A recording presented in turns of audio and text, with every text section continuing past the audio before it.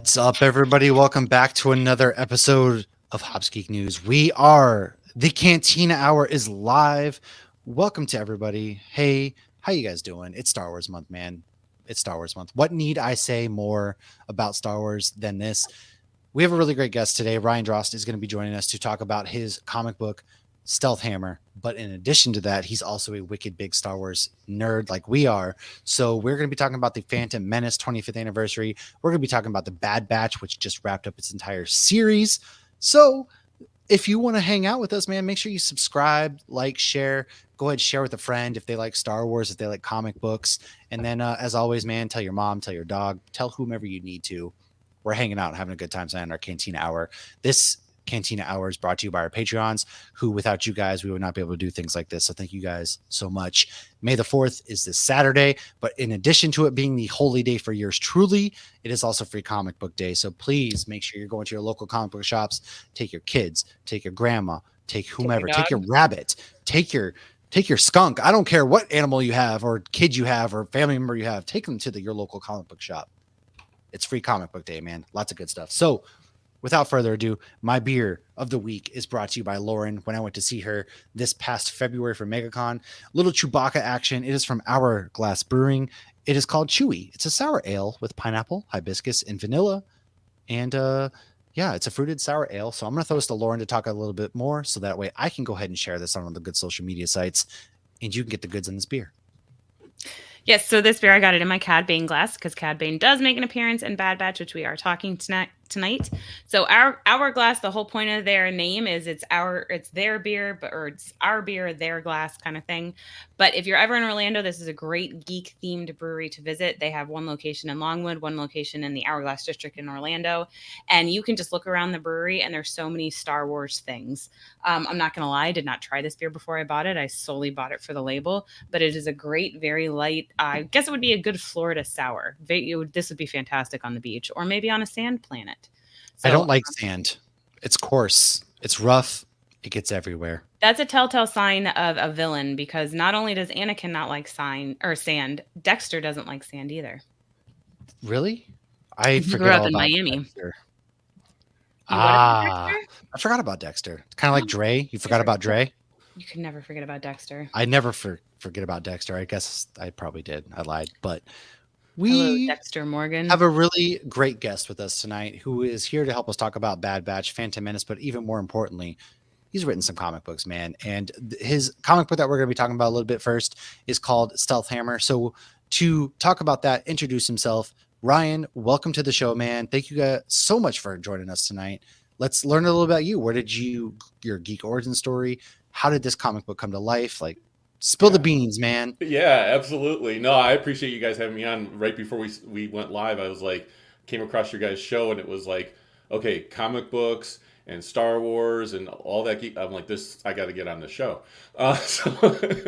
So my geek origin actually has a Star Wars start to it as far as like pop culture as well as comic books. So I did not get to see the original A New Hope when it was still called just Star Wars in the theaters. I was about 1 year old.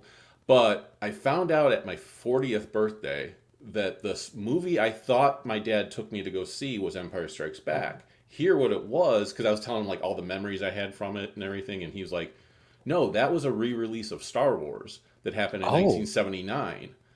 Because I remember like the theater had like people that dressed up as Darth Vader and stormtroopers and C-3PO. So yeah, and I was just like, and he's like, no, that was Star Wars. And he said, I knew you were a fan because he said you sat in the seat, you were like 3.5 years old, and you were just like, and that was it. Get-go. All right, right. And ever since then, I've seen every single Star Wars movie in the theaters, including the re-releases, the Clone Wars movie, all animated movie, all of them. I've been there to see all of them. My very first comic book that I remember ever getting was they used to do like 3-packs in like toy stores and stuff like that. Of comics. Yeah. So my very first one, I don't remember what the other 2 issues were that were in there, but the issue I remember very distinctly was Return of the Jedi, the very first issue with the purple cover, and it's got Luke and Lando and Leia all on there from the Jabba the Hutt scene. which is my favorite scene in all of Star Wars, is that whole beginning of Return of the Jedi. So yeah, that was like my comic origin, my geek culture origin, all of that stuff wrapped up into Star Wars. And for me, it's like there's Star Wars and then there's everything else. So. I kind of agree with you on that one. Like Star Wars kickstarted my pop culture love. There's something about us. I don't know what it is. Like you were 3, I was probably about 5, and Star Wars was one of those things that was always on TV. And there's something just so beautiful about it, man. And it just makes you want to tell stories. Yeah. So many stories. And then such as like, kind of like Stealth Hammer, which is not like quite Star Wars, but it's a superhero tale that is exciting. So why don't you kind of tell us a little about Stealth Hammer? Yeah. So, and there are some Star Wars influences in Stealth Hammer. I'll point some of those out. But to kind of what led up to Stealth Hammer happening was going back even a little bit further, still Star Wars influence. I've done a podcast myself, an audio podcast for the last 14 years called Star Joes, which is Star Wars, G.I. Joe, and we say everything in between from the 80s pop culture stuff. So I've been doing that for a long time. Well, after doing that for a while, I've interviewed a lot of creators, a lot of writers, artists, and everything else. And I started getting the bug of like, okay, maybe I'd like to create something myself. The name Stealth Hammer is actually my wife's real life nickname.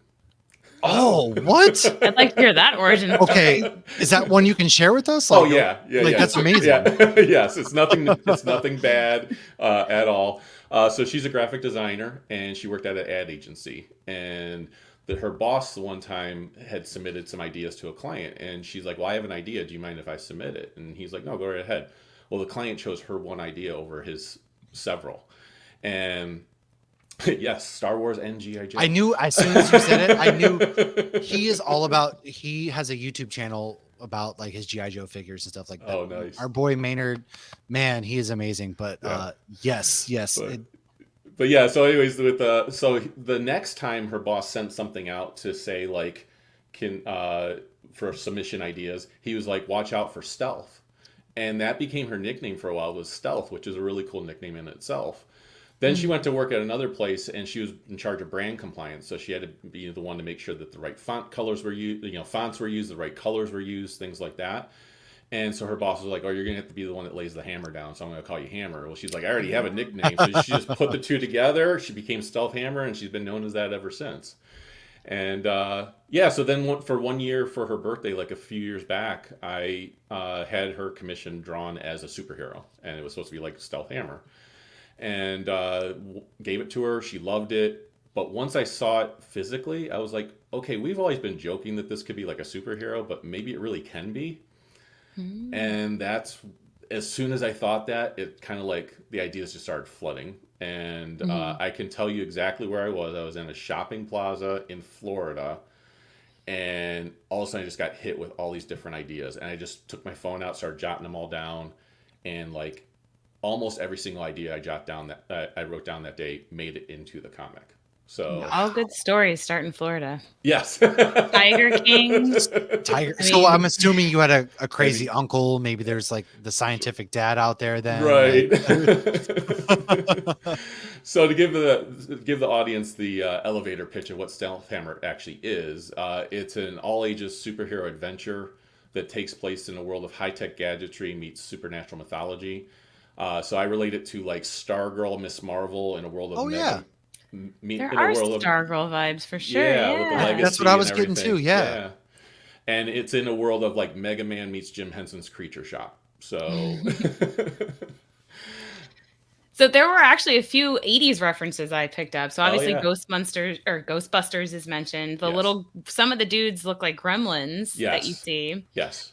We also get a yellow VW Beetle. Yes. That gets transformed. Yes. And Grandma gave, this belongs in a museum. Yes. So I'm guessing you're a big 80s movies fan. I mean, based on your age too, that makes complete sense. So were there any other ones that you snuck in there that maybe we missed? So no, nothing directly other than the ones you mentioned there. Ari the Elf, which is my little sidekick character. Yes, I love him. He's so much fun to write. I will tell you that straight up. But I could see that. But he's like my Yoda character. He speaks his own way.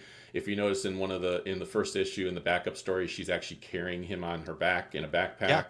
So there's Oh my gosh, how did I not put that together? Yeah. little references like that. I have a lot of other references to other things like mythology and everything else. But yeah, when it comes to 80s stuff, absolutely different influences in there. But yeah, also the Labites, which are the little robot assistant droids, remind me. I didn't come up with a design for them. I just gave the idea, and my artist Joel Jackson drew them, and they remind me very much of the batteries not included little robots from that movie. So Nice. I also caught at the end of issue 1, you have a sign that says, Dagobah this way. Yes. I texted to Lauren right away. I was like, did you see this? And she was like, yes, I did. Like, that was the first thing I saw. And I was like, this is amazing. I knew right off the bat, I was like, oh yeah, we're going to get along really great. And yeah, in addition to just reading the comic book, like, oh that yeah. that was my friend and professional artist, comic book artist, Shannon Gallant. He's actually known as having the longest run of art on G.I. Joe or American Hero. Oh, wow. And I asked him if he'd be willing to do the back cover, because with my comic book, as you probably noticed, like, I cram it with as much art as possible. So that is actually the back cover of the physical issue. There's always a back cover with a new artist on the back. We always have a variant cover for the artist on the front if there's an alternate cover. But he drew that, and I didn't give him that input. He just put it in there because he knew I was a fan of all those things. So I think he played, if I remember right, he played a little bit with the name of Dagobah, though. He didn't want to. It was a DE, yeah. Yeah, he didn't. You gotta change it enough. Change it enough where like Disney's not coming after us. Yeah. Right. Yeah. I mean, let's use the mouses on your doorstep, like open up. That's the only one people have to be worried about these days is the mouse. Right. So I do have some questions about the mythology, but while we're on the art, this art was amazing, and there's a lot going on at the same time, and the art obviously influences the story. So how much back and forth was that to get what you imagined onto the page? There's a lot of back and forth. There was a lot of concept art that was done previously before I met Joel, and then I met him, and he had everything I needed for this, because there's a lot of little hints to things in the background, and I needed someone that could draw cartoony but also super detailed, because I refer to my writing as like Claremontian, because Chris Claremont was always known for putting little Easter eggs that he would revisit later. So I do a lot of that also. So there's a lot of things in the issues that if you see in the background or a character mentions or something like that I plan on playing around with later. And but there's a lot of back and forth. It's a very, very much a collaborative effort. And an example of that was the Labites. I love telling the story about how Joel was drawing Dr. Everett, which is Stealthhammer's dad. And he sent me this picture of him, and it had this little robot sitting on his shoulder. And I was like, oh, I like that. I texted him, and he's like, yeah, I figured like he's this absent-minded type professor type character, so maybe you'd have these little robots that kind of help him out. And I was like, yeah, I like that. Go with that. And then next thing I know, I get the cover to issue 1, and it's got 8 of them on there. And I texted him, I was like, Joel, you do know, like with me as the writer, I can't just let these be just random robots that are just on the cover. Like, I have to come up with names for all of them, personalities, what their functions are, and everything else. And I'll see if I could find it here. But my wife and I actually did, for the first issue, we did a behind-the-scenes concept art book. Yep, right here. And you can kind of see right there. Yeah. This is my guide to who all the Labites are, so I don't forget who they are. And I can always send it to Joel and say, like, hey, this is the character in the script and stuff like that. Because writing a script is always really interesting with a comic book, because you're writing to your artist. You're not writing it to your audience. Right. As far as what's actually be shown. So, but yeah, a lot of collaborative efforts that go on. So. Well, and also when you're giving, life to those background characters, I feel like that's how you make a world kind of grow. Yes. So how far do you see ideally this world kind of growing? Because you have 2 issues done, and you're kickstarting the 3rd issue right now. Correct. Yeah, so I have the first 6 issues completely mapped out. I can tell you what happens in every single issue of the first 6 issues, but it is a larger world, and that was the big thing for me, is I wanted to tell the type of story that I grew up with. I mentioned Jim Henson earlier.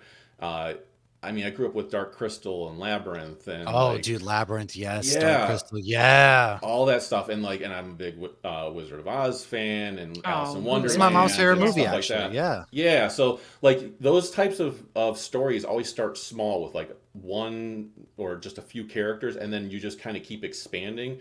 And if you notice, like the first issue, it's kind of a golden age throwback where it's like, okay, so you have a superhero, she gets her power, she fights the bad guy, end of story. But there were little like nuggets thrown in there. The second issue is the one I always surprise people with because they read that, they think they know where the story's going after the first issue. They read the second one and realize how big this world's about to get. Because there's that 2-page spread where it's just like this huge, while Ari's telling this story, you just kind of get this glimpse of how big this world's going to be. So I actually have plans for stories to go out, probably a good 30 to 40 issues. Oh, wow. And I do have an ending in mind. Like there is an ending that is very definitive. I know like this is what's going to happen. It's going to bring it all together. But yeah, we're going to have a lot of fun along the way. So this isn't lost. You This is haven't. not lost. There is an ending. So I want to go back to, you mentioned the mythology. So I noticed you have Slavic mythology and Roman Yes. mythology and Icelandic mythology. So how did that come about? Was that something you were always kind of into, diving into these different, Yes. Heroes and villains? Yeah, I've always been superheroes. I've always been a huge mythology fan. Like, so I was the kid that went to the library and got the Greek mythology book, and then took that. That's back my and- daughter. Yeah. Okay, yeah, and it's like okay. And She's then now a history major. Oh, awesome! See, perfect. But yeah, it was always one of those things where it was like I loved learning about all different world mythologies. So when I was writing this, I was like, I want to bring that in here because there's so many great characters out there. Some of them have been done before. We're putting our own spin on some of them, but some of them I feel like have never been touched. And one of them was the character Marzana. And the funniest thing and she's the Polish deity of death. I know I'm doing an all ages comic, but yes, she is the Polish deity of death. Well, I mean, Hey, to every be Disney fair, movie like, starts with death. I was Right. about to say every Disney movie starts with the parent Right, dying. So, right. I As mean, long as we're not showing like blood and guts and gore, we're all good. Right. Yeah. But again, that was to go back to the types of stories I grew up with because, again, like we mentioned Dark Crystal earlier. Dark Crystal is a very dark movie for a kid's Yeah. movie. I mean, even The Labyrinth 80s kind of didn't is mess too, to a around, degree. yeah. Like, Yeah. well, I mean, mythology is you have Percy Jackson was deals with like Greek Right. mythology. Like mythology is all about like, Zeus trying to, all of the gods try to kill each other. Like at Yeah. the base end Yeah. of the day, like that's just how mythology goes. They're Yeah, dark, and then there's I have characters known as the wolf rats, which I just gave them mythological names, which is Chernabog and Belobog. And that was just kind of fun to do. I might play around with that a little bit more later on. But then one thing that was fun for me to do was I have this shape changer character named Shanzi.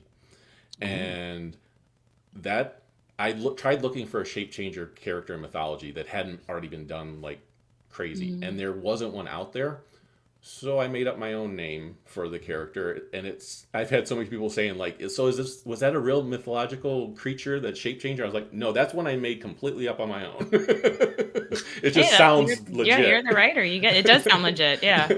But that's the thing, you can take liberties and you can do what Yeah. you kind of want and put your own spin on things. That's the Yeah. beauty of art. And if everybody like followed the things to a T, then it's like, oh, we've heard this story before. It's what Yeah. is all about putting your own fun and spin on things. And Yeah.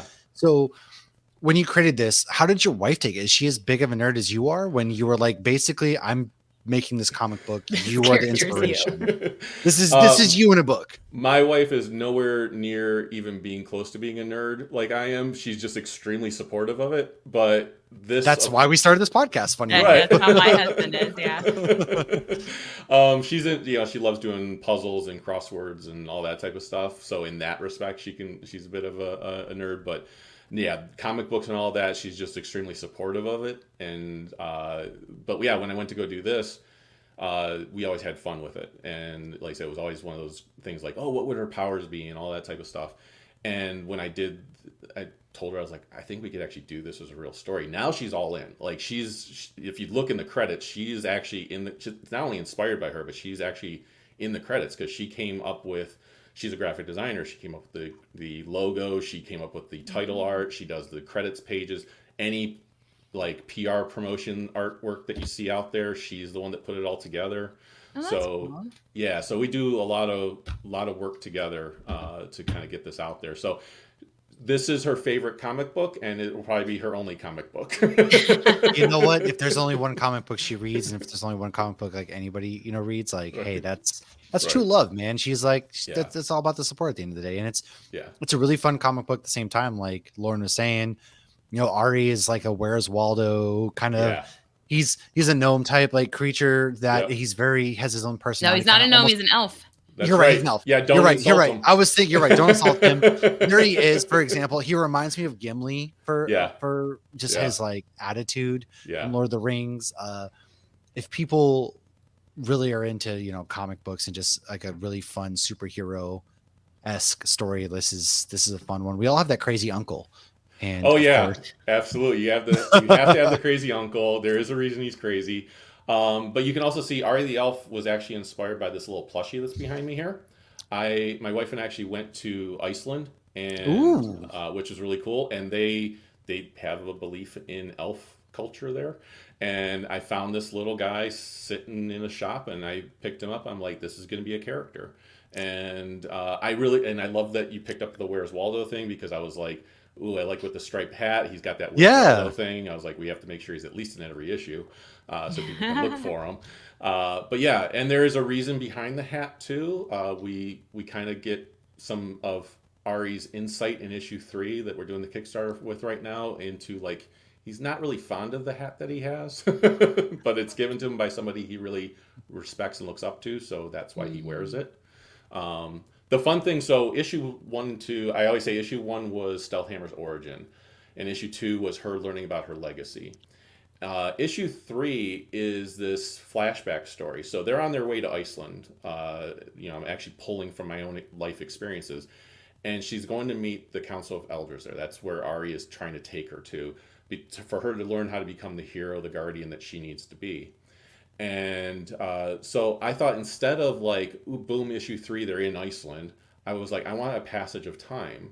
So in issue 3, Ari is telling Stealthhammer, which her name is Jamie, his journey to meeting her, like how he started and how it all led up to her being there. The great thing for it is it's a story that can be read by itself and be enjoyed, but for those that read issues 1 and 2, there's a lot of similar beats that we saw in those issues, but now we're seeing it from Ari the Elf's perspective. So an example is in issue 2, if there was a police station scene and there was a judo student of Jamie's who was in there talking to the police officer, saying there was this gnome character that hopped out with these muggers and everything else.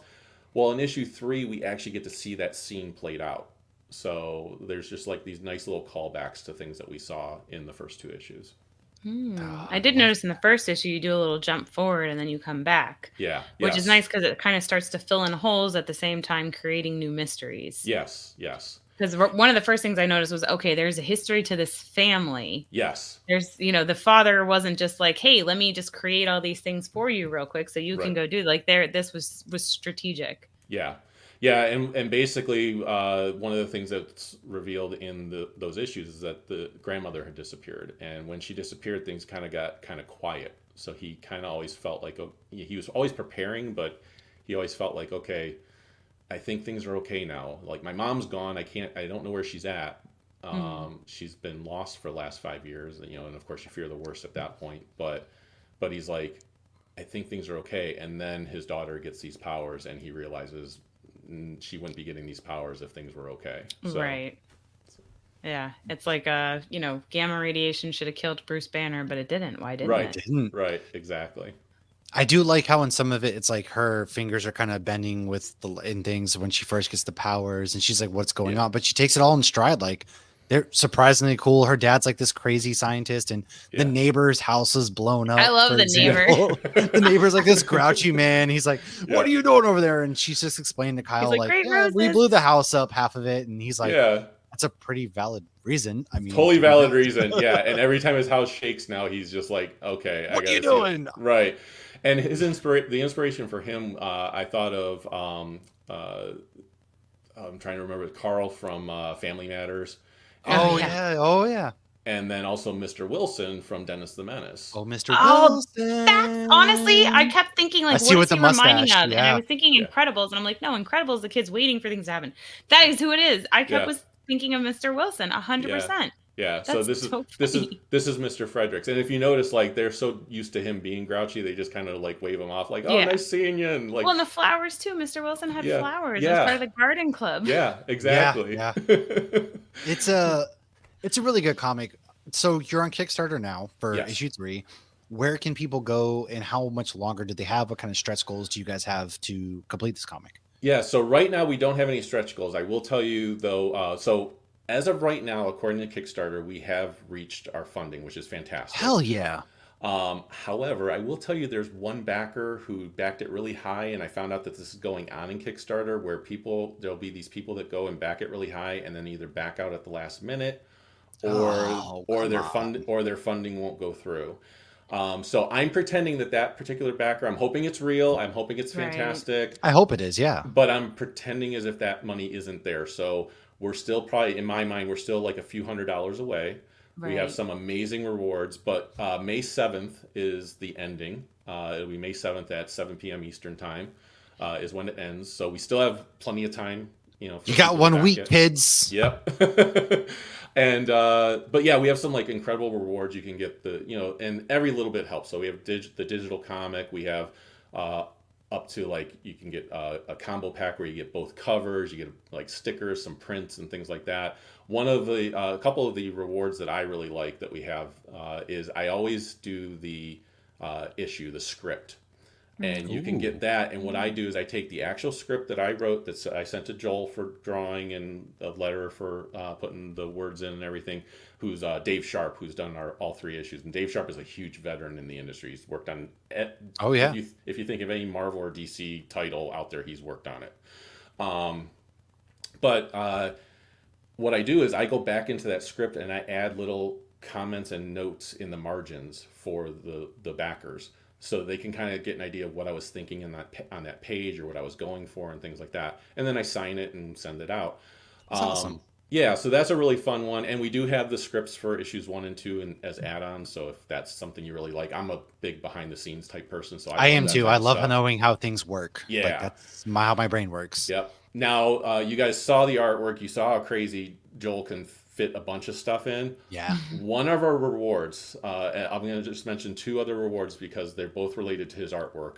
One of our rewards is something I asked him to do, which is I said, I want to do a special print for this. There'll be just 50 of them, and they'll be numbered. They'll be signed by me. They'll be signed by Joel. Very high quality and everything. But I said, I want this epic battle scene. Just in case we never get to the very end of this story, for some reason, I want to show this one big battle scene. And I said, here's all the heroes, here's all the villains, go to town. And I said, and the only other instruction I gave him was, I said, you remember Rocky 3, at the end of Rocky 3, Rocky and Apollo are just about to throw down, and then all of a sudden you get that freeze frame of them like that. Yeah. So I said, that's the scene I want. I want the heroes and the villains just about to throw down, and we freeze frame on that. And you can see the pencil work on the Kickstarter, and he went nuts. And it's going to be fully colored once we're all done and everything. So it's going to be this beautiful piece that he fit probably more characters in than I could possibly imagine. And then the other thing is we also have a reward where if you really like his artwork, you can get a commission from him. And he does any character you can imagine. So he's done some amazing pieces for people that have backed it. And I think very reasonably priced. It's that one's on the higher end. It's at $125, but you're not getting just him to do the You're getting artwork, yeah. You're also getting the comic. You're getting a bunch of the stuff that came before it, along with him doing a commission for you. And typically commissions are a lot more than that. So oh yeah. So, especially from well-known artists, really good artists. That's really odd. I can't. We love to bring people in and talk about their comic books and the things that they're doing. And this comic book is a lot of fun. It's for all ages. I'm going to share this with my son, who has been really big into comic books. It's a very great read, fun, colorful, beautiful, and it's a good take on a superhero. So I highly recommend people get to the Kickstarter. All you got to do is search Stealth Hammer in Google. It takes you straight there. Everything's there. But if for some reason you can't find it, Kickstarter.com/Stealth Hammer. And That's where it is. you can even go to the Stealthhammer website, stealthhammer.com, and there's a link right there for the Kickstarter as well. So we make it super easy for people to find it. That's the beauty of it. People can be like, I can't find after one search. Boom, there you go, Google, you can stealthhammer.com. always find it. Yeah. Bam. Yeah. But you also talk some Star Wars, so Yes. let's shift Oh, gears yeah. to some Star Wars talk. So before we get to the Bad Batch, which we all kind of finished today, man, it's the 25th anniversary of somebody special. Our good friend Jar Jar Binks. This is the 25th anniversary of So Jar you Jar need Binks. people a heads up before you post that. And That's Misa scary. back to theaters this weekend is the 25th anniversary of one of my favorite lightsaber battles. Probably the music that gets me more amped up than like any other music. The Duel of the Fates. It's the Phantom Menace, man. It's back in theaters. Yep. I saw this movie when I was 9 years old. I know, say it, ha ha ha. I make old jokes to Lauren. She can make the young jokes. But I was a youngling at the time, and I went to the midnight release. How did I stay up until like 3 a.m. as a 9-year-old? I don't know. Probably lots of Mountain Dew, Surge, yeah, candy and soda. candy. Sugar. I was hyped up off the pod racing Surge. scene. Saying Surge is aging yourself. Like it was lots of really good stuff. So I saw this in theater. So I want to know. We'll start with Lauren first. I know you're new to the Star Wars universe. That's how I want to start. Lauren, you saw this with very different glasses than I saw it as a Star Wars nerd, and probably Ryan at the same time. So I want to know, like, what was your initial thoughts on Star Wars: The Phantom Menace? I believe we had already. No, I watched this before we started this podcast. You're like, what the hell is a Sebulba? Like, what is a midi-chlorian? Jessica Sebulba? What? Okay, so if anybody who's been listening to us for a while or knows me personally knows I was not into Star Wars until a few years ago. So I will give a quick origin story of my Star Wars experience. 10 years ago, I had never seen anything Star Wars other than the first movie because my mom made me watch it when I was in middle school. It was not my cup of tea. Why are you making us watch this old movie, Mom? And that was it. Then I live in Orlando. I am a local annual pass holder. Hollywood Studios decided to gut half their park to turn it into Galaxy's Edge. I'm watching the fireworks. Darth Vader comes on. I go, this is giving me no emotional feels. I don't like this. The fireworks at Disney always give me emotional feels. I look to my daughter, who was probably 13 at the time, maybe 14 at the time. And I go, we have to watch these movies if we want to enjoy this park. So we started watching the movies. Then we start this podcast, and Matt goes, you have to watch the cartoons. And the next thing I know, I'm reading we just did an episode on Dark Disciple and that comes out on Monday, and now she's falling in love with Grand Admiral Thrawn because he's the best character ever. She's reviewing Star Wars comics. Look, we did it, guys. We did it. So the first time I watched it was kind of one of those. Okay, I remember the original movies, and also when you watch the first one though, like years after it came out, because I probably watched the first one 5 years ago, 6 years ago. I'd have to Google when they started to switch everything at Galaxy's Edge or at Hollywood Studios. And it was cheesy because they had changed all of these things. And, I enjoyed it, but I didn't fall in love with it. It wasn't until I honestly started watching the cartoons that I truly fell in love with it, because to me, Anakin was not great character development. But when I watched episode 3 with the Clone Wars, and I saw the character development, that's when I truly fell in love. So I did not have any emotions watching the first one. I remember when the first one came out because our local Taco Bell was decked to the T with young Oh my God. Anakin. Do you remember when Pepsi cans were all Star Wars? Yes. Taco Bell? Like, those were the glory days. I'm kind of glad Coke's bringing it back with the Marvel. I don't drink soda, but I would like collect these cans for no reason other than to like. Yeah, I took a picture of Logan holding the Wolverine one, but I didn't buy it. You literally had like Pepsi cans with young Anakin's face on them. You had Obi-Wan. Like, those were the glory days, man. Yeah.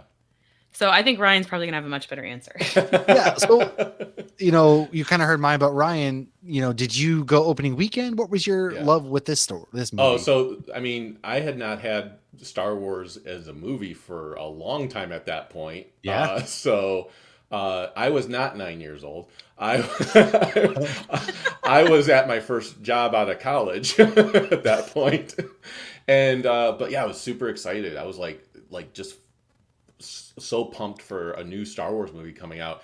And I remember I took the day off from work to see it opening night and went to the theater to buy tickets for everyone, because back then you couldn't just buy tickets Back online. then, yeah, you had to like fight for theater seats, man. You had to like go wait in line to get your tickets in advance, your paper tickets, and then you would go to the theater later that day to go And have actually to go wait see the in movie. line to get seats. Yes, Yeah. exactly. It was a better time. Yeah, so yeah, I had a bunch of coworkers that wanted to go. I was the only one off that day, so I went and got Took the one for tickets the for all of team. us. Yeah, got the tickets for all of us, and yeah, we got there, and the theater was just packed. I mean, it was just immensely packed. And the second the scroll happened, like there was just cheering. Bam, ba-da-bam. Yeah. I mean, it was well over a decade that we had seen a Star Wars movie. I mean, the last time we had a Star Wars was when George Lucas messed with the OT trilogy and really released, his version where he updated the special Last effects. new one had been 83. 83. Yeah, I mean, at that point, it's almost 20 years. Yeah. Yeah. And I was at all the special edition releases opening night as well, and that was fun. I had some good and some bad changes that were made. But yeah, so with Phantom Menace, like I remember I watched it, and Lauren, very similar to your experience. Like I was like, okay, there's some really cool moments in here, but there was a lot of stuff where I was just like, that's not developed really well. Like Anakin really wasn't like. Hayden Christensen just didn't kind of it wasn't Hayden Christensen at that time, it was Jake Lloyd, man. Jake Lloyd. Our star from Jingle All the Way, one of my favorite Well, and movies ever. the Natalie Portman, I had a hard time because I knew who they were. I was like, are we really doing this? Yeah, Liam Neeson and stuff like that. But the lightsaber battles, I love the pod race. I mean, the pod race is fantastic. I do too, so much. I know there's a lot of people that don't care for that, but I really enjoy I thought that the pod race was great. Yeah. It was the politics stuff that I was like, can we get away from that? Negotiation. We did have the Ewok TV movies prior to it, and I do have a special place in my heart for those. But as far as actually in theaters, we didn't have anything. So there's nothing new. Now, one thing that I did go see related to Phantom Menace, and I don't know how many people saw this, but do you remember they then later on did the 3D release of Phantom Menace? Oh, yeah. And they were talking about how they were going to do all of the movies as 3D releaes. So I was like, oh god, 3D was all the rage then. Yeah. So I went. I'm so glad we moved past 3D. Yes. But I remember I went and saw it in 3D, and it was all right because I mean it wasn't designed to be in 3D, but it was fun to go. I just pictured there was no moments where like Darth Maul turns out. his lightsaber and spins it at the camera. Yeah. The only movie you have to see in 3D is Harold and Kumar's Christmas movie. That is the only movie worth seeing in 3D. Oh god. But yeah, so I mean, I went and saw that, and then all of a sudden, then Disney bought Star Wars, and I was like, I guess we're not getting the rest of these in 3D. So, but yeah, I mean, and the thing that I love too, and this relates to exactly what you were talking about too, Lauren, is like the thing I do love about the prequels, and I do have a love for the prequels. There's, like I said, there's some spots here and there that Revenge I don't of the care Sith for is as my much. favorite Star Wars movie. I'll say Okay, there you go. The thing I love though is how much other stuff came because of the prequel. So you have the Clone Wars and all that. Quinlan type of stuff. Voss came from just a character in the background of episode 1. Dude, yeah. So I have something to show you that's related to Quinlan Voss. I just got this recently. It's a piece of artwork. Oh, we're going one shot. Here we go. Yeah. So if you know the artist Jan Duursema, she is well known for drawing Star Wars comics. And she did draw Quinlan Voss, and she drew another character with Quinlan Voss in the comics called Aayla Secura. And I got this piece here just a few days ago, which is Aayla Secura and Ahsoka Tano. God damn, I love Ahsoka. That's so gorgeous. Much. That's amazing. She is my favorite Star Wars comic book artist, man, easily, and she is super nice. But yeah, she sent that in the mail to me, and I just got it like this week. So I was like, this thing's beautiful. So I'm gonna get it framed. It's gonna hang up, all that type of stuff. But nice. Yeah, we actually did not, because we actually right before this recorded an episode about Quinlan and Ventress, mainly going into Dark Disciple, which is why I happen to have the book right here. But we actually did not go into that character, but he does have a relationship with that character in the comics. We focus mainly on the TV shows and the movies and what's definitively canon at this point. Yeah. Because it's hard with, like I want to read the old Thrawn books, but I'm like, the newer ones are considered canon now, but how long will they be canon? Who knows? Yeah. And we did get Aayla Secura in the Revenge of the Sith. We saw her.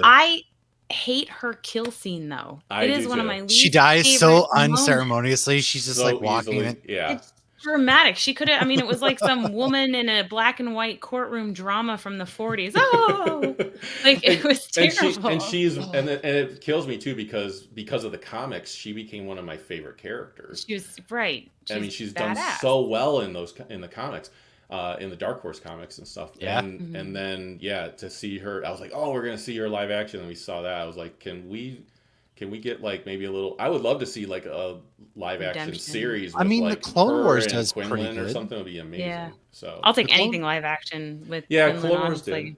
did. Yeah, Clone Wars, which brings us into the Bad Batch. You've mentioned you kind of brought in the Clone Wars. So what's your relationship with the cartoons? Was it something that you were turned on to right from the start, like you were excited for, or is it more of like, got to ease into over time? Anytime I hear something Star Wars is coming out, I'm excited for it. Now, whether Same. I'm still excited after I see it is sometimes a different story. But very rarely am I not excited after seeing something. What about Star the Wars. Christmas special?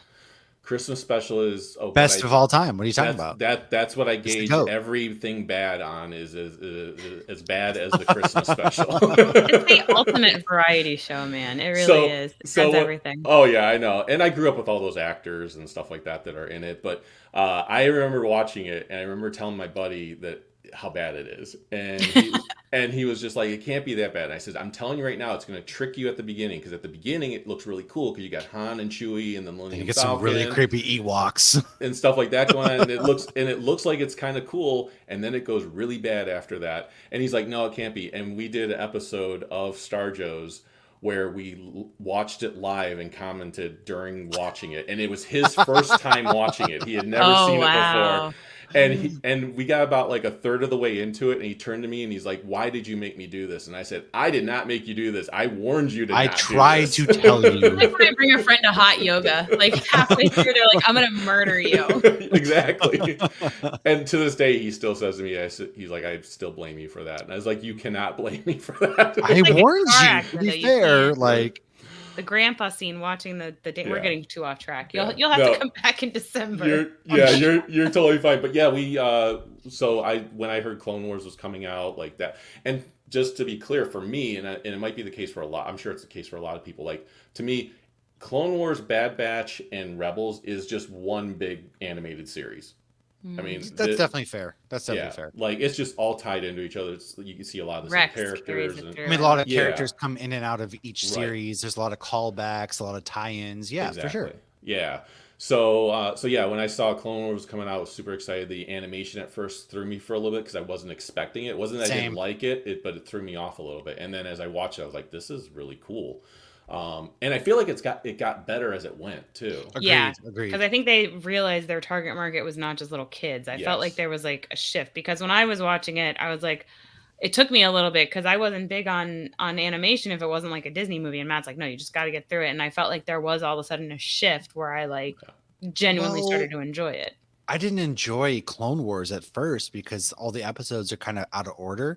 Yeah. And it wasn't until I kind of Googled like, hey, Star Wars in general, the order to watch the episodes, and you're kind of jumping around. Yeah. That's when I truly fell in love with the Clone Wars. Yeah. Rebels kind of the same. Like the first season was very kid geared, but from season 2 on, it's very much, this is a serious show. And then obviously we get Bad Batch, which is starting off with the Order 66, which I could watch. If you just give me nothing but Order 66 for the rest of my life, I would gladly watch. Well, jeez, that's dark. Before we get into Bad Batch itself, but like Clone Wars, the last 3 episodes of Clone Wars to me is some of the best Star Wars ever. Oh my god, live action or animated. It's this man is cooking. He's in Chef Gordon Ramsay right here. Yes. Well, so if there was a point where I watched everything, and then maybe it was 2.5 years ago, I was like, I'm going to watch everything in chronological order. And I literally watched those last few episodes, and I did that. I Googled it where I knew where to pause and go back to Revenge of the Sith. And I paused and I went back, and it is so much better that way. It is so amazing. It is. The whole sequence where, go ahead, Lauren. Sorry. No, he told me I had not watched Clone Wars, and he goes, just watch the last episode of Clone Wars that with the Vader, and you see Anakin, and I watch it, and I'm like, okay, and he's like, so, and I'm like, okay. And then I watched the whole series and went back and Yeah. forth, and then I'm all in the feels, and I'm Yeah. like, okay, I get it now. Yeah, I you can't- you need that history to really get those feels in Yeah. there. Yeah. Like the whole Vader coming down, like the clones where they won't fire on the clones. It's set to stun. They're not going to kill each other. The ship goes down. The helmet sitting on the sticks. The Vader coming down, looking at the owl that he knows is Ahsoka, finding her lightsaber. You see I the didn't know that glimpse was of his Ahsoka's eyes. owl then. Like, oh Yeah. my, it Yeah. is. And then, oh man. And So then, like you said, then we get into Bad Batch in the Order 66, where we see Kanan Kanan. Jarrus. Yeah, I was like, this is unreal, which made that comics price go way up. Oh, yeah. Well, real quick, we have a comment. I never actually watched these shows, but did you guys think watch they're on any of Disney the Plus. 80s droids and Ewoks animated shows? I did No. watch those. Ewoks Did- has the most annoying intro song ever to any cartoon. Worse It's than a- My Little Pony? Yes. Oy. It literally goes Ewoks Oh, that's Ewoks. Oh, that's tough. Oh no. But the show itself is cute and it's a lot of fun. I actually have an animation cell from the Ewoks cartoon, so I did love it. Droids I like a little bit more than the Ewoks show, because the Droids, it was a lot more adventure, like progressive story going on, where Ewoks Yeah. was kind of very episodic. It was like, okay, cute little thing happens and they have to deal with it. So And then they eat some stormtroopers. Right. Move on They with do. their day. They Right. do. that's the part no one remembers. Everyone's like, oh, the Ewoks are like these gets cute dark, little teddy dude. bears, and I'm like, No. you know, all those helmets had people in them before, right? Right, and they were about to eat. You we're about to roast Han Right. Solo. Yeah. We're Right, roasting right. him over an open fire, Spitfire Right. style. Right. But going into Bad Batch though, man, like what were your thoughts? So the season 3 finale just aired this Wednesday. It's series finale at that. Yeah. What did you? So for me personally, I will say Bad Batch didn't connect to me the way that Rebels and Clone Wars did. Like I liked it a lot, but I didn't find it as emotional as this. There was something missing for me. What were your guys' thoughts on the Bad Batch? I'll let Go Ryan ahead. go. Oh, okay. So for me with Bad Batch, I love when it comes to different characters and stuff like that, I love Jedi first, and then next is the troopers. And to then to take some of these clone troopers and make them a little different and put them together in this tight unit, kind of like the A-Team of sorts, Yeah. Which is what it kind of Good reminded me of. description, yeah. Yeah, I was That's a like, good point. Yeah. I was all in from the beginning with that one, because I love that team that has to do something that's completely impossible, and they find a way to have it happen. I will say this last season is my favorite season. Like, there was very few episodes that were wasted. There were a lot in season 1 and season 2 that were those filler episodes. They were still fun, but they didn't play much into the bigger story. Mm-hmm. But this last season, it was like almost every single episode had something to do with the larger story that they were telling. So True. Right. And I felt like they really took like Mando season 3 and we're like, okay, we're going to play off that a bit. I mean, obviously you saw in the finale, and heads up to anybody watching or listening, obviously we're spoiling Bad Batch. Oh yeah. Yeah. But they stopped it at the end and said divert that money to Stardust, and we all know what Stardust Yes. is. Yeah. But I did feel Do like we, Lauren? What is Stardust for those of I us who know have what not Stardust seen is. Rogue One? they talk about it more than just in Rogue One. Maybe because I read the Thrawn I know, trilogy. but for 'cause they the talk about it in that. uninitiated, Stardust is the Death Star. Yeah. Oh, okay. Yeah. This one made fun of me Hey, sometimes you gotta spell it relentlessly out, years man. ago because I didn't know what a tauntaun was, and now look at me. He's No, like, I "None wasn't of you making knows fun of you. what I was legitimately Stardust saying, like, is." what if somebody out there is watching? You and like, Sean Project, laughed at me when I didn't everybody know knows what what a tauntaun Project was. Stardust is, and there's somebody You out know here who's how like, you know how what the temperature of a tauntaun is? Lukewarm. Lukewarm. ah, But I love though that Star Wars can take one line and make a movie like Rogue One, or Yeah. take that one line and be Yeah. like, okay, this is the most hated line in all of Star Wars is somehow Palpatine returned, and we're gonna fix it in multiple shows. We're gonna fix it in Yeah. animation, because that's what they're doing. They're fixing that one line that everybody hated. So Yeah. here's the thing with that line too. I don't understand the hate for that line. I really I don't either. Because here's the reason why I don't understand the hate for it. Those characters in that position would not know how Palpatine did return. Right. So I in know, their but the mind, they're whole, like, like, somehow he returned. Like, they don't I guess know. this is the whole way he says it, where he's just so inconvenienced. He's like, But he's somehow like that in the Palpatine whole movie. returned. Like So- Oscar so- Isaac was an ass to the girl from Jurassic Right. Park. Right. Like he was kind of an ass for a lot of that until I don't he know. realized To he me, was it's just being kind an of funny because you're like, he's just like, somehow he returned. But when you dig into the lore of Star Wars, Palpatine's whole goal was to live forever. Right. And so it would make sense, as much as I kind of shit on The Last Jedi and Rise of Skywalker. It's more about the incoherence between storylines than anything else to me. But it does make sense that Palpatine's goal was to prevent death. So sure, why wouldn't he be cloning? They cloned him in the Legends novels all Right. the time. Like, Right. Heir to the Empire, the very first book that came out was all about him trying to clone himself. exactly. Like, he's all about cloning, man. This isn't new. Cloning is not new to Star Wars. No, not at It's all. not. The second Obi-Wan said the Clone Wars in the first movie, clones were going to be involved somewhere. I mean, they literally cloned an entire army off of a bounty hunter. Who's to say they Right. couldn't do that off of like There one you of the go. most powerful Force users in the galaxy? Another one line, and look what that got us. Right. Like more than one movie, the show, like all of these things. Yeah. That's so crazy. That's amazing too. I love that. I mean, even going back to your comic with Yeah. this, one little robot, and now you can create this whole backstory. So I think that's really cool to play it backwards. But I will say that this season, like you were saying, there weren't filler episodes. I felt like this season was slow, but if they had sped it up anymore, it would have felt rushed. It was Yeah. like it needed to have that. Yeah. I thought the finale was fantastic, though. I really finale was truly great. enjoyed the Yeah, the finale. finale was. We also, and I will say, because of how the show was, and you don't know what's happening with these characters, I didn't know if they were all going to make out of it. well, yeah, I was I about to say, like, the Thought fact that Wrecker was done finally, for. Yeah. we finally got like a happy ending in Star Wars. Right. Is that allowed? Although I will say, I was sad to not see Tech make a return. I thought somehow, some way, we were going to get Yeah. Tech back, and we I thought so never- too. and They we never Uncle did. Bend him. He stayed dead. Nope. Yeah, he He- stayed dead. And But- he was one of my favorite characters, too, of the He Bad was. Batch. So Brown I was eyes. Yeah, I wanted him Yeah. and Wanda Sykes to have a happily ever after. But I mean, like, we finally get them, and then the whole, post-credit scene, if you will, with Omega and Hunter and everything, and then Omega's like, the rebellion needs pilots more than ever. Yeah. I personally want an Omega squadron. I was just going to ask, do you think there's any chance we'll get an Omega series now? Oh, dude, we have to, right? She's a clone that they were trying to take to clone to see about midichlorians and all that stuff before they found Grogu. And now she snuck off and was like, hey, the rebellion needs pilots now more than ever. Yeah.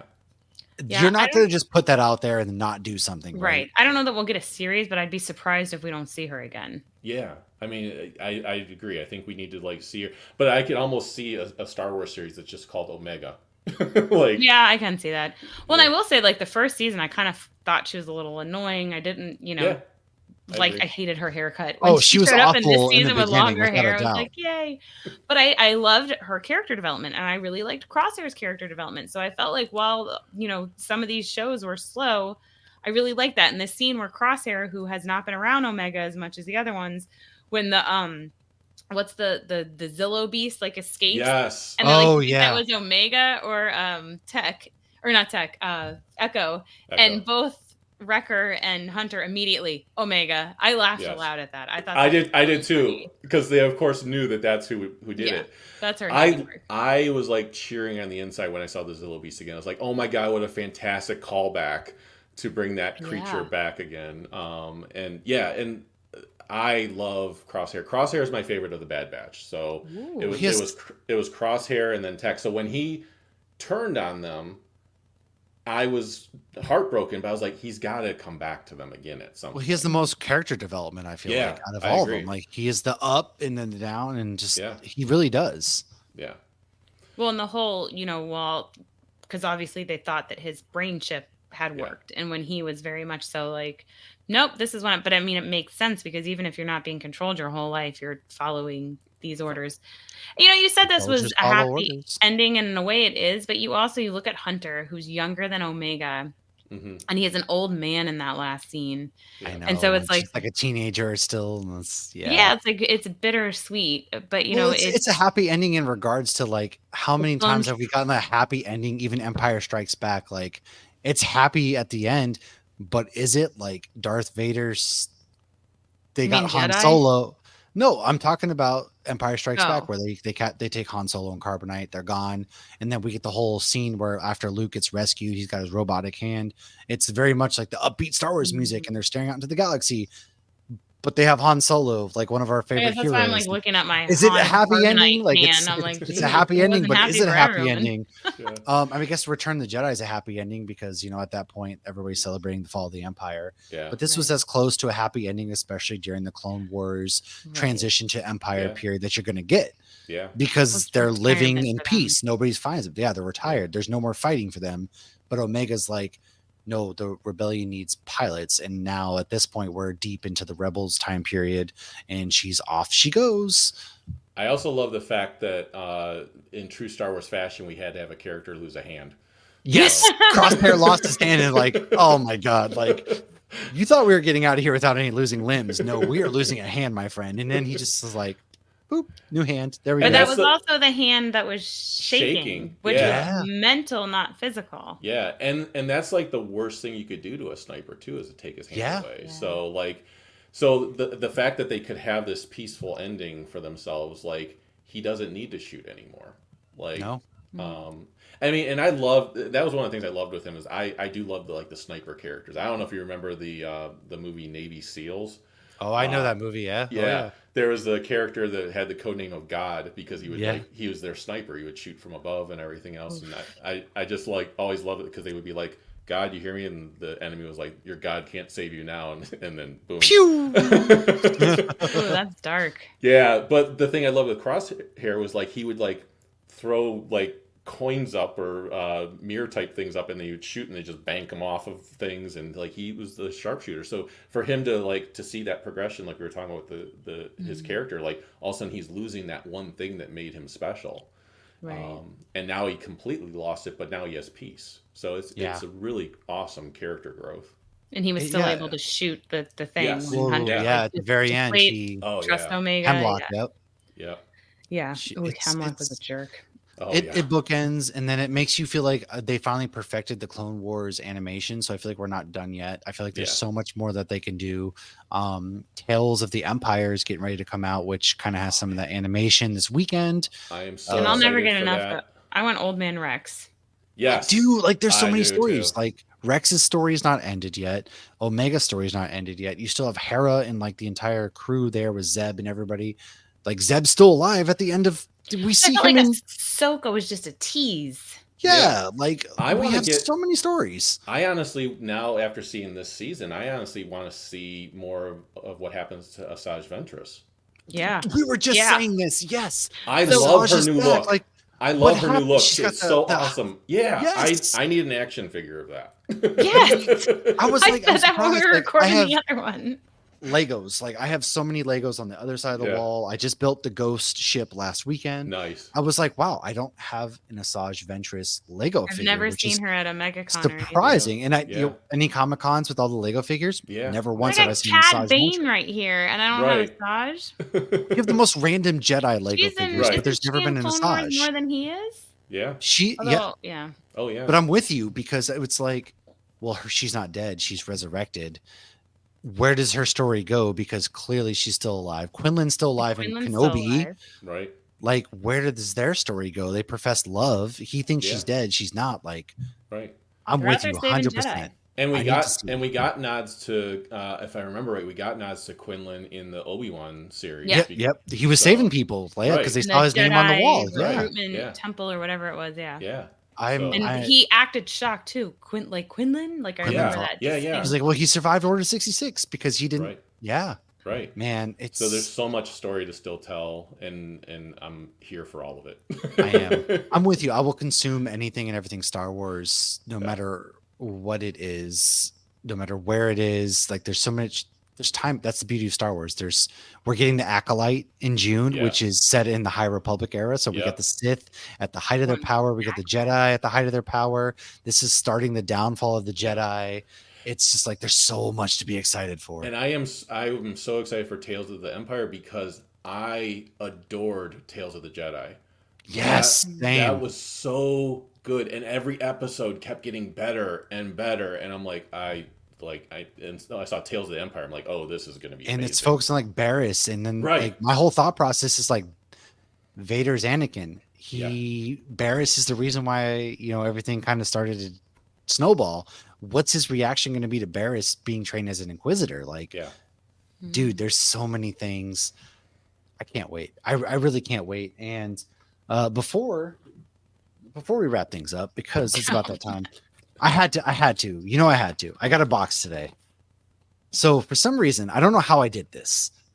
I became friends with the marketing person. Because every time you go to the movies, Crunch. you tag them because you love them. This is my favorite candy, Crunch. So they hit me up on Twitter. It's like, we're going to send you something. So I'm going to open this box real quick. Of course, I know what's in it already. I kind of posted. What's in the box? What's in the box? Well, there's a lot of stuff in the box, first of all.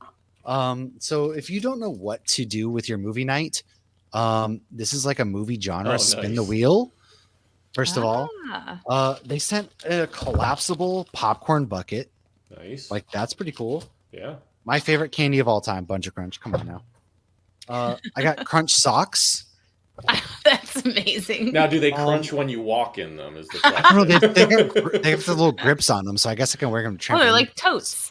Yeah. Like the ones they give you at the hospital. They sent me a Crunch blanket in this box. Ooh, that's there an you go. ultimate And then, movie watching package. This is like popcorn. There's 3 bags of popcorn in here. Nice. So With like, chocolate in it? Wait, is it microwave popcorn? it's just microwave popcorn. You're supposed to put the Bunch of Crunch in it, but So what are you yes. gonna watch while you open all that? I don't Maybe know. Star Wars Episode 2 after you see Phantom Menace. Honestly, I might go see Phantom Menace in theaters again, and then since it's May the 4th this weekend, I might watch. Have a Star Wars marathon. I might cuddle on my Crunch blanket, and kind of go from there. And I know you were mentioning. Cool I know you were mentioning earlier. Free Comic Book Day. There are 2 Star Wars titles coming out on Free Comic Book Day. There are. Well, since you brought it up, let people know what they are. So there's Star Wars, the main title, and then there's Young Jedi Academy, if I'm remembering if that's the exact name. So. Oh, is that one off the cartoon? I actually haven't looked because I knew I was going so I was just okay. We'll get whatever it is. Nice. But there's a lot of really good stuff. Saturday is Free Comic Book Day. It's also our holy day, May the 4th. Although it's on a freaking Saturday, so I won't be at Hollywood Studios this year for the first time in like 3 years. Oh, wow. I feel bad for you. I have a peasant pass and I can't go to Disney on a Saturday. Oh no! I'm gonna go to your local brewery. Like, your local brewery's probably having a lot of events. I'm gonna go to. They're couple doing a breweries. Star Wars pub crawl at the breweries in Sanford. Yeah, Oh, nice. I'll be down in Norfolk, Virginia Beach. I'm gonna be going to some breweries down there. A couple friends and I are gonna be going to Star Wars trivia, which my kids watch. I've been quizzing them all week. So if they get this shit wrong, they're dead to me. Just know that. Although I'm going to carry the team. Like, let's be honest. Like, they're just there to socially drink with, so I'm not by Star myself. Wars trivia is hard. Depending. Right after I watched everything, my cousin and I went and we're like, we got this. And I was like, oh my gosh, some of the questions. It can be hard, depending, but I'm excited. I went to a Star Wars night for the Cleveland Cavs. I'm up in up in the Cleveland area, and they would give shirts away that said Star Wars Night on the back, and it had the Cavs on the front.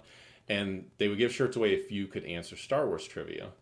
Ooh. And I made the mistake. I still got it right, but because they thought they were giving me a hard question, and they weren't. But not for a Star Wars fan, at least. But they were like, "Do you know Star Wars?" I was like, "Oh yeah, I love Star Wars." They're like, "All right, we got to find a hard one for you." I was like, "Damn, I should have said no." No, I don't know. Who is Darth Vader's son? Right.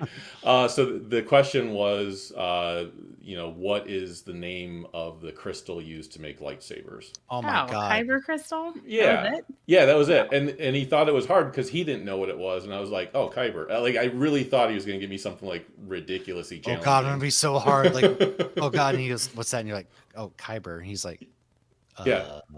I thought it was gonna be like, who was the boom operator in Empire Strikes Back? So some of the tiebreaker questions I've seen were like, how many minutes was this movie? Or if you combine the original trilogy, how many minutes? See, that would have been hard, but no, thank you. Kyber crystal? Come on, man. Yeah. But I mean, like, we did terrible at Star Wars trivia, yet like 2 months later, I single-handedly by myself won MCU trivia.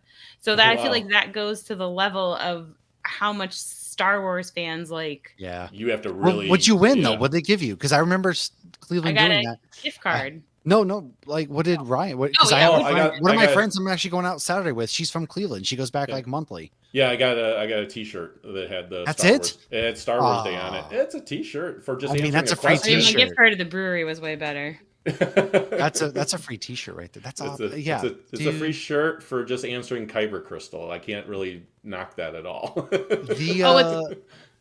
Funny when you mentioned some of the stuff they changed not for the good when they redid the movies. I'm actually wearing a Greedo quick draw shirt.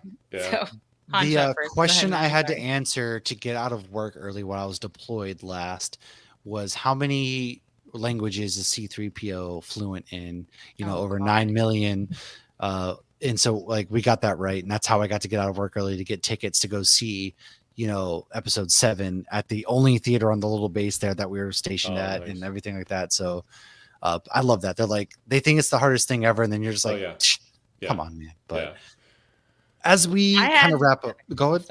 No, go ahead. What do you got? I had some random guy ask if I could name all the Avengers on my purse one time. I remember that. I didn't even answer. I just stared at him. I didn't understand the question. As we wrap up, though, Ryan, dude, if it isn't clear as day, folks, I am gonna have Ryan's gonna come back because we have to talk the Star Wars Christmas special. Star Wars, we've got a lot of good stuff coming on. But Ryan, as we kind of wrap up, remind folks where they can find you, where they can find Stealth Hammer. Yeah, so just go to stealthhammer.com, and if you go to Kickstarter and search Stealth Hammer, you'll see 3 Kickstarters out there because we've done 2 issues before, but there's one that's currently active until May 7th. And so that's the one you're going to want to go to. If you've never checked out Stealth Hammer before, don't worry. Issues 1 and 2 are available in the Kickstarter for issue 3. You can either find a reward, which has we have a starter pack one where you can get all 3 issues. Or if you pick something else that doesn't have issues 1 and 2 and you want those, they are in the add-on area. So so we make it very easy for someone to jump into the world of Stealth Hammer and check it out. Awesome. Yeah, guys, do it. Trust me. You're going to want to go there. Check it out. This Saturday is Free Comic Book Day. Now, there's going to be a table at your comic book shop. They're going to have a lot of good pools for Free Comic Book Day. But aside from that, browse the shelves, man. Check out what your comic book shops have to offer because you never know what your next favorite comic book might be. They're not always going to be superheroes. They're not always going to be Star Wars. They're not always going to be whatever. You can have things like Minor Threats. You can have things like Space Ghost by David Pepose. You're going to have lots of, maybe you will have the bigger things like Flash Annual #1 or Weapon X-Men's really good. Weapon X-Men's out right now. Or, Something is Killing the Children's back out or Spectrograph from Distillery.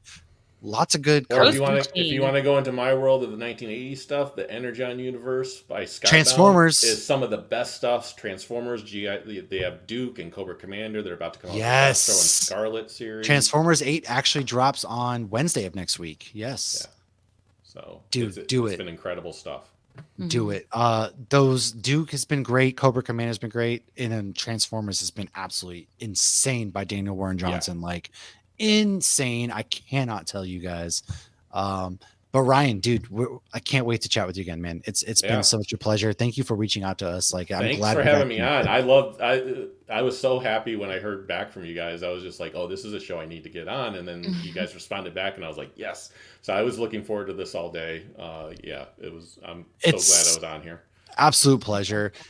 Everybody find Ryan and then find us. Like, subscribe, share. You know the deal. We say it enough. Makes you feel like I'm a teenage kid again. And then Star Wars, man. Star Wars month is in full swing.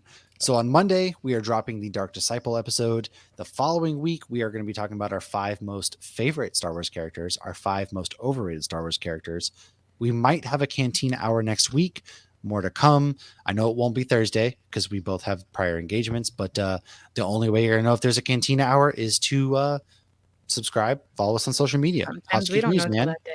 I won't know either. We just got to figure out our schedules, busy lives. It's kind of how that is as a parent. But thanks again, Ryan, for hanging out with us. Everybody else, may the force be with you, man. Always.